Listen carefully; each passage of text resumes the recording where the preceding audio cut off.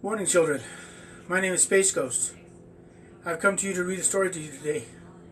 It's a really nice one. It's called Little Red Riding Hood. Many of you have probably heard the story in school, but this may be a little bit different version.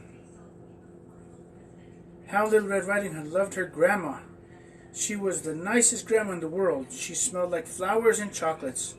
And when she gave cuddles, it was like the entire planet wrapped around you and made you feel warm. My grandma does that to me too. Little Red Riding Hood would have liked to have lived with Grandma, but Grandma had her own house on the other side of the garden. Little Red Riding Hood loved visiting Grandma in her little house. They would have orange juice and little cokes and little cookies made by Grandma. Sorry about that. And to bake with honey and sprinkles. She had pictures in frames of Little Red Riding Hood and her parents. School pictures and home pictures, pictures of weddings and special occasions. Little Red Riding Hood would cross the garden every day to go to see her grandma. One day, as she was leaving her house, her mother asked her to take some vegetables to Grandma in a basket. Grandma would make a nice soup with them. That sounds really good. So Little Red Riding Hood took the basket of vegetables and skipped through the garden to her grandmother's house. The poppies were out, and the lavender and the sun shined everywhere, and it was so very pretty. That sounds like a really nice day.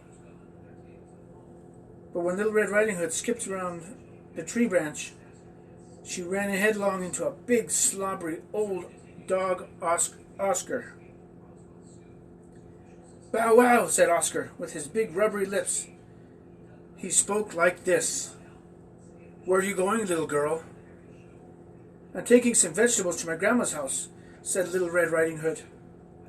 "And we're going to have cokes, cakes, and orange juice." "Grandma's house?" slobbered Oscar enthusiastically. "That one, Rover, there?" "Yep, that one," said Little Red Riding Hood, and she pointed it out.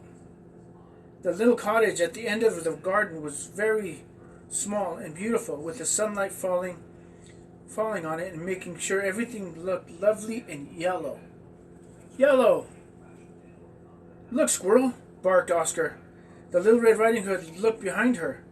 She would have like to see a fluffy, friendly little squirrel. I see them occasionally. "Look, Squirrel!" barked Oscar. But she couldn't see any squirrel anywhere in the garden. And when she looked and turned to look again, Oscar was gone. Where do you think he went? No matter, Little Red Riding Hood resumed her walk to Grandma's house. Although Grandma was only at the bottom of the garden, it took her a long time. Little Red Riding Hood liked to stop so often along the way, smelling the lovely roses and jasmine, and picking up pretty little stones that she saw on the path. Eventually, she got to Grandma's house, and when she knocked at the door, she was surprised to hear her grandma's voice. It sounded a little different, and she said, "I'm still in bed, child. Just push the door open and come on inside." Little Red Riding Hood believed in being helpful, so she put the basket down and pushed the door ahead. Then picked up the basket, backed up again, and in she wandered. All the curtains were drawn. Grandma was in bed. Little Red Riding Hood could see the bread shape of her shape under the pink blankets. "Come closer," Grandmother said. Said the husky voice, and so Little Red Riding Hood sure did. Once she got to Grandma, she was quite surprised. Grandma looked very different than how she had just yesterday. Sounds a little strange. "What big eyes you have, Grandma." "What a hairy face you have, Grandma."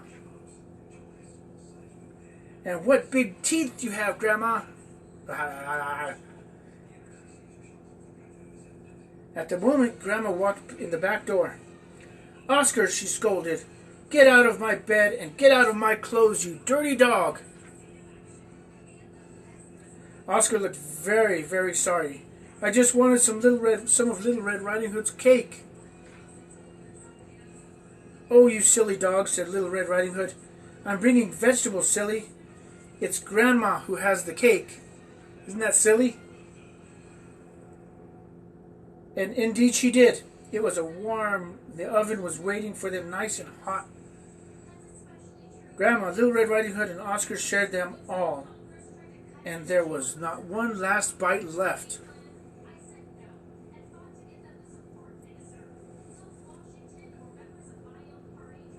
In this story, Oscar tries to get a cake by pretending to be Grandma. What do you think would have been a better way for him to get a piece of cake? Do you think it's always best? Do you think it's always best to be honest? Why or why not? I myself, being a superhero, think it's the greatest way to be. Be honest and be true to yourself.